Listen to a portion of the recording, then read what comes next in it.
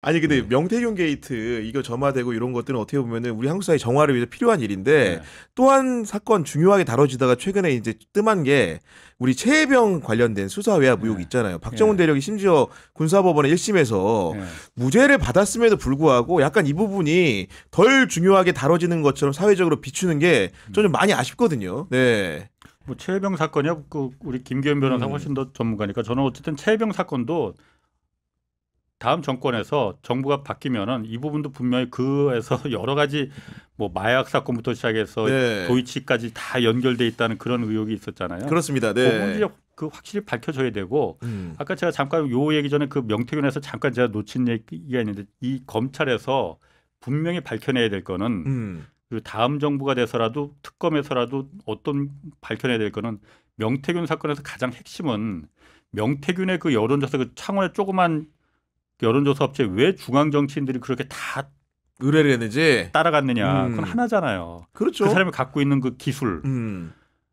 명태균이 얼마 전에 그 자기 페이스북에 이제 그 대리로 해서 올렸잖아요. 강철원 그 오세훈 그 시장 그 네. 측근 중에 한 분. 정무 네. 부시장 강철원 애쓴다. 지금 포렌식에서 너하고 나하고 나눈 카톡 다 나왔다. 그러면서 그거보다도 그 다음 문장이 저는 딱 나왔거든요. 네. 나경원이 왜 그때 후보 경선에서 떨어졌지? 하고 물음표를 딱 찍었거든요. 무섭다, 무서워. 이거를 네. 검찰에서 그리고 우리 다 지금 그거 궁금해하잖아요. 그 창원까지 그 시골까지 아니, 그 지역까지 네. 중앙 정치인들이 모두 다 내려가서 맞아요. 네. 벌벌 긴 게 그 사람은 아까 만렙이라고 했잖아요. 죽은 사람도 살려내는 떨어지는 후보를 갖다가 이기는 후보로다가 그러니까 바꾸는 본선이 네. 아니고 국민의 후보 경선에서 바꾸는 그 기술을 갖고 있었잖아요. 그 당원 지지 성향 분석이라는 여론조사 기관에서 절대 하면 안 되는 어떤 여론조사 기관도 다 하고 싶어 미치겠지만 엑셀 파일까지 만들어가지고 네. 어느 당원은 누구를 지지하더라. 어느 당원은 구교영을 지지하고 비당원은 김기현을 지지하더라. 네. 이걸 다 갖고 있으니 이것만 네. 있으면은 본선은 이제 상관없지만은 후보가 국민의힘 내에서 후보 경선할 때 후보가 되는 거는 이걸 갖고 있으면 아니 완전히 뭐 천군만마죠. 정치잖아요. 예. 이걸 이용해서 홍준표도 나가 떨어지고 대신 후보 경선에서 윤석열이 후보가 됐다는 지금 그 의심을 우리 하고 있는 거잖아요. 조은희도 그래서 조은희 서초구 의원까지도 그 창원까지 내려가서 황영남의 황태자라고 하고 이걸 오세훈도 그렇고 오세훈한테 왜 오세훈과 나경원이 서울시장 경선에서 나경원이 왜 떨어졌지 하고 명태균이 이걸 왜 썼겠습니까? 의미심장합니다. 네. 그렇죠. 그러니까 이 지지 성향을 그 분류한 데이터가 강혜경 씨는 이걸 다 작성을 했다고 했거든요. 그렇죠. 네. 명태균한테 줬대. 명태균이 어떻게 활용했는지까지는 모르죠. 이걸 검찰이 밝혀내야 됩니다.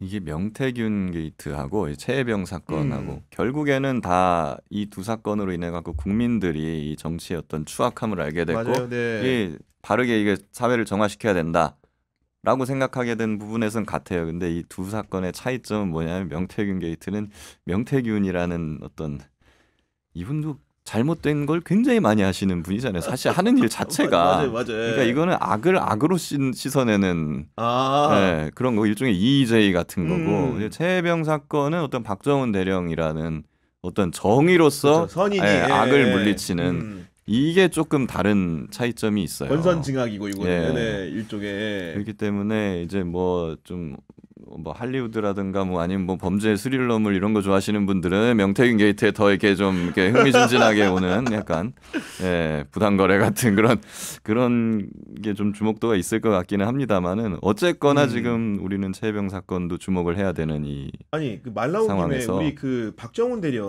지금 근황이 좀 어떤지 궁금하거든요. 똑같습니다, 사실은. 그러니까 지금 사령부로 복귀를 했다고 기사가 나왔는데 이것 때문에 지금 오해가 많아요. 잘 된 거 아니냐? 보직에 이렇게 이익을 받은 거 아니라는데 복직된 거 아니냐 이런 분들도 그러니까, 있으신데 그게 아닙니다. 이게 보직해임 상태 계속 유지되고 있어요. 보직해임은 조선시대로 치면 유배잖아요. 유배지만 바뀐 거예요. 유배지만 사령부 본청으로 바뀐 거고 과거랑 똑같이 보직도 없고 일도 없고 아무것도 없어요. 그러니까 출근을 본청으로 해서 거기 하루 종일 있다가 저녁이 되면 퇴근하는 겁니다. 예. 여전히 면벽 수행인 거네 쉽게 그렇죠. 얘기하면. 똑같죠. 물론 이제 복도 밖으로 나가면 사령부 본처니까 사람은 좀 많죠. 그러니까 알던 사람도 있어 인사도 할 수 있고 한데 네.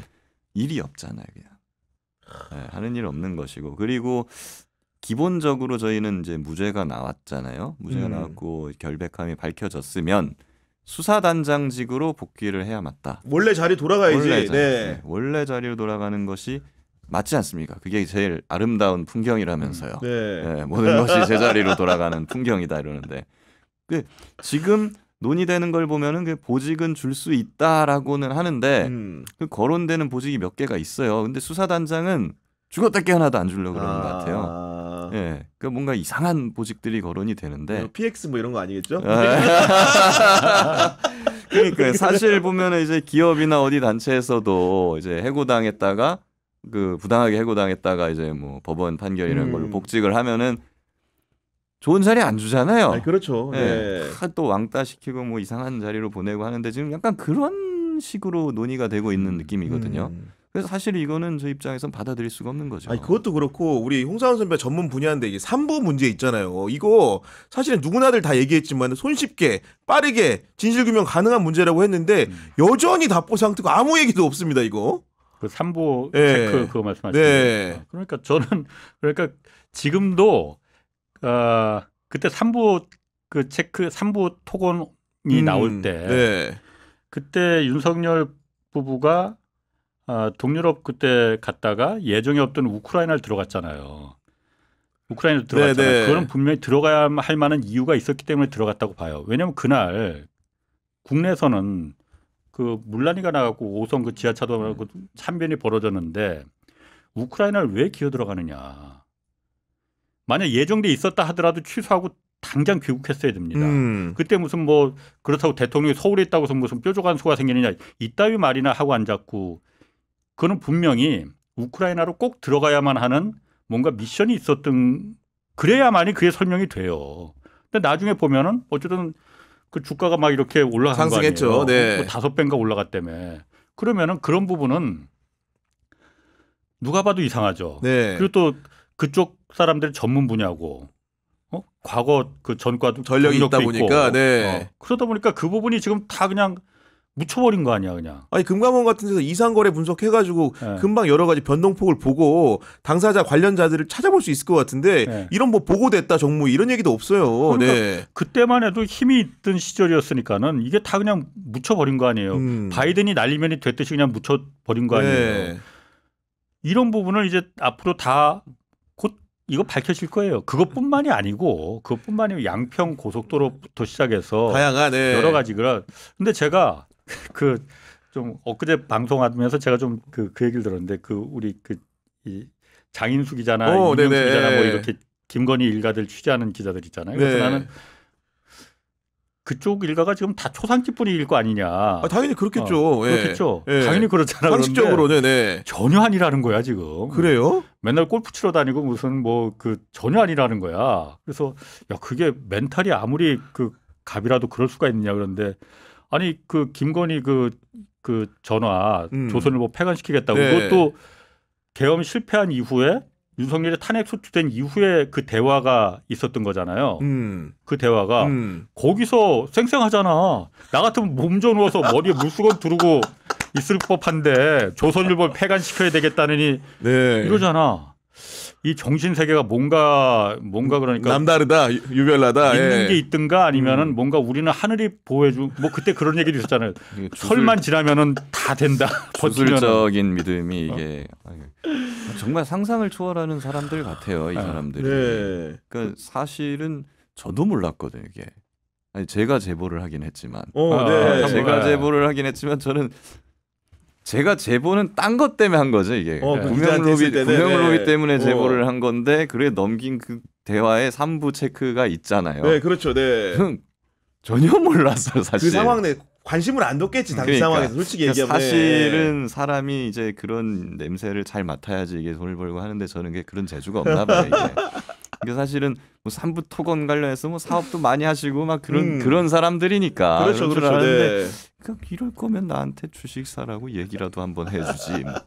예.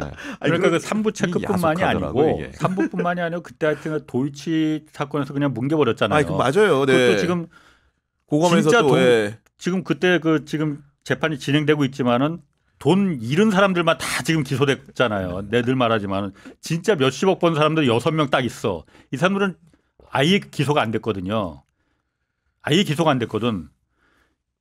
왜 기소가 안 됐냐는 분명합니다. 그러니까 어쨌든 특검을 가든 다음 정권에서 다시 재수사를 재수사해서 네. 다 잡아넣어야 됩니다. 그러니까. 그리고 주가 조작 사건이라는 게 저도 변호사를 하면서 몇 개 관여를 해봤는데 네네. 상당히 수사 난이도가 어려운 사건이에요. 어려운 사건. 네, 그거 네. 맞아요. 왜냐하면은 사람의 내심의 의사, 이상거래 같은 건 다 탐지해서 그날 뭐 사고 팔고 한 이상하잖아요. 사람들은 네, 갖고 옵니다. 리스팅은 네. 다 해요. 그럼 이 사람들 다 불러가지고 조사는 해야 될 거 네. 아니에요. 근데 다 자긴 몰랐다고 하지 그러면 다 몰랐다고 합니다. 앞뒤 상황에 대해서는 네, 다 몰라서 그냥 나 그때 돈이 갑자기 필요해서 팔았어요. 막 이렇게 얘기를 하는데 그러면 그 사람의 어떤 내심의 의사 다 알고 있었다는 거 이런 네. 걸 입증을 해야 되거든요. 그 쉽지는 않아요, 사실. 그렇구나. 입을 네. 꽉 잡고 있어. 그래서 굉장히 대규모 인원으로 정말 의지를 가지고 이게 들어가야 되는 건데 그러지 않고서는 이게 발견하기가 어렵고 그렇기 때문에 사실 무마하기가 정말 쉬운 거예요. 권력이. 네.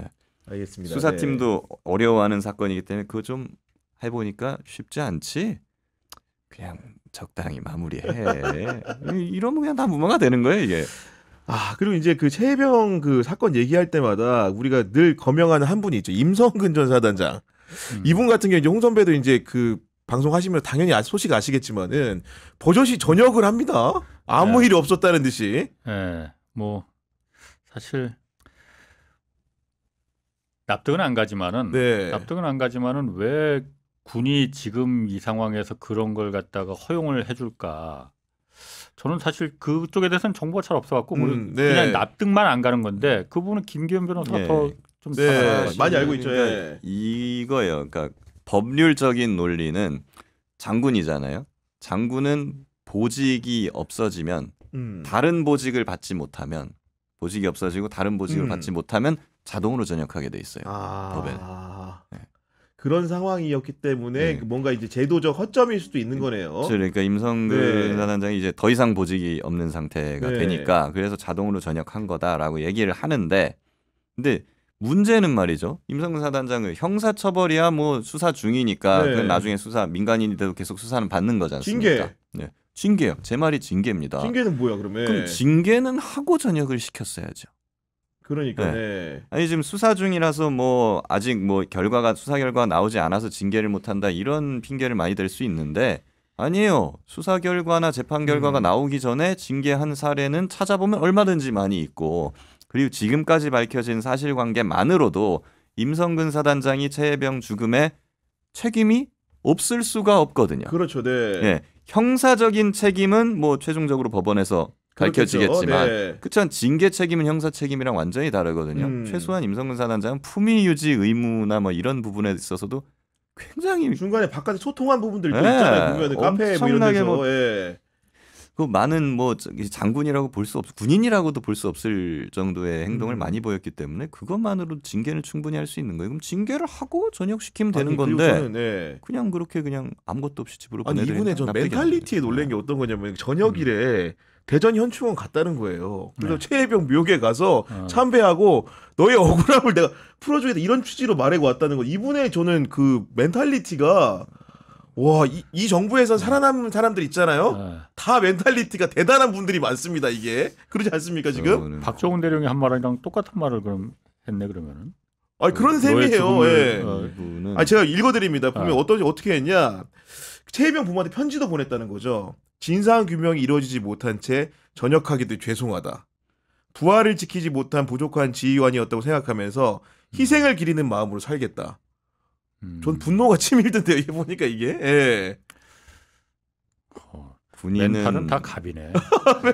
진짜. 군인은 예. 국가가 필요할 때 언제든 죽어주는 존재라고도 과거에 그런 말을 했었죠. 그래놓고 지금 와가지고 이런 말을 뻔뻔하게 하는 것이 사실 그 사람의 캐릭터를 제대로 보여주는 게 이 사람은 진심으로 자기가 지금 억울하다고 생각하고 있을 겁니다. 진심으로. 진심으로. 진심으로 자기가 억울하다고 생각하고 있는 것 같아요.